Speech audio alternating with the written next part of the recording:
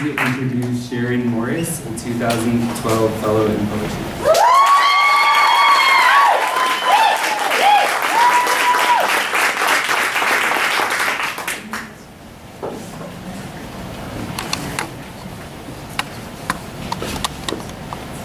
How's everybody doing? You still with us?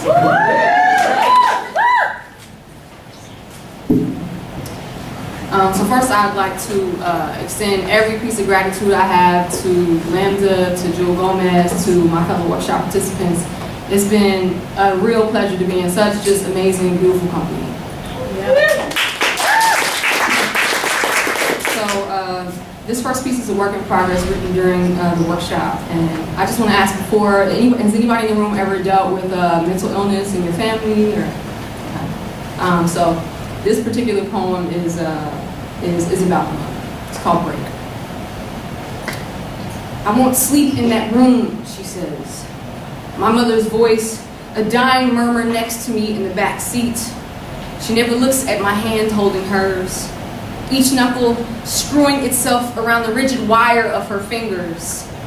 Only her hallucinations projecting, the crook of the officers' mouths, batons dragging flesh from her body like a bloody flag of surrender, her skin a ruby patchwork undone, pieces glittering on wooden floor. When I walk through the doorway, all I can hear is my pulpy death on the bed, oranging the walls, she says. A geography of terror crackling across her face. My mind's breath slips, and I am chiseling bits of her splattered skin caked on windows of rooms that cradle only the only moments we pass off as mother-daughter, a splinter of wood from the officer's baton splaying open my fingertip. If only you could have inserted me there. A fleshy shield, ribcage pushing against skin, thrusting the sweaty pulp of my face towards the officer's jagged strokes, gladly bursting above your trembling body.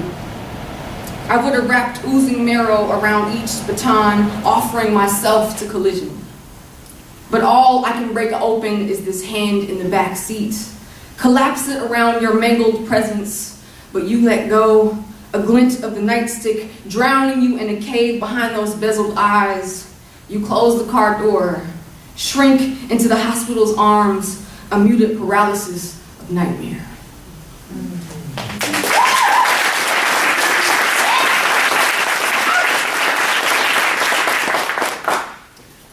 So this next poem is dedicated to a young high school teen named Charan Murphy, who was the #1 basketball player in New York City, who was shot dead in a hate crime. A dimming rainbow puddling onto pavement at the knees and tears of your mother.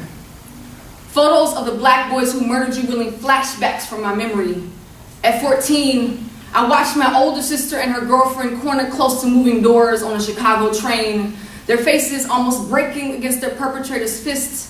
I'm hoping that if they grip each other tight enough, their love will cloak them from their perpetrators. But their arms hold no magic against two black men with liquor-loose fists, their drunken mouths ejaculating a fire and brimstone of Bati girl slurs, frozen in parallel seats. My silent anger as choking as a tongue swallowed. It was then that I learned how quickly men with the same diaspora coursing through their veins target women like you and me for only loving them like brothers, for giving the love for which they grew entitled to women. And for years, this memory stunted my own desire to melt into curves, and I wonder, if I'd found the courage to lean into the horizon of a woman the way you did, what man of my own lineage would have stood behind the bullet carrying me to death? And your fingers were never given a chance to fully bloom to the curves of the basketball you guarded. The boys who tunked bullets into your back, jealous of the way your curves twirled around them on courts and in courting girls, couldn't handle the competition you gave them in either game. The police are investigating your murder as a hate crime now. I look at your murderer's mugshots. From behind their brittle toughness, scared eyes peek out at the world, a reminder of a youth I spent with black boys I loved like brothers. The way we threw footballs over light posts and turned grassy lawns into wrestling rings, jostling the pain of circumstance from our bodies together, but this love has gangrened and we all know it. The boys you and I grew up running basketball courts and alleyways with don't carry us into womanhood, but come back to drag us into the ground, complicit in our mortar more than any other men. So the brothers I once greeted on street corners turned to strangers. Instead of yo shorty introductions, it did with hands folded around each other in reverence. Too many times those palms contract into murder, so the love I have for them cringes. I hold it quiet and conditionally.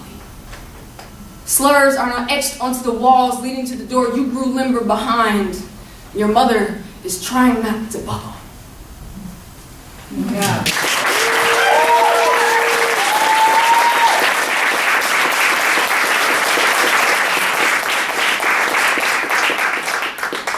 So this next poem is from a chapbook I've been reworking and working since I've been here. So this is dedicated to everybody in the room, as we are all survivors. You blame like a wildfire flailing to consume me. Blaze of the bruises I cause, and expect me to wrap these arms around your flames. Expect these lips to pucker towards the teeth of your nipping flicker. You roar that I am fire, that I am stone without ears. Do not move to the smoke signals bellowing above your crackling words, but what is not cannibalized by fire but stone? And you are not the first who has tried to cremate me.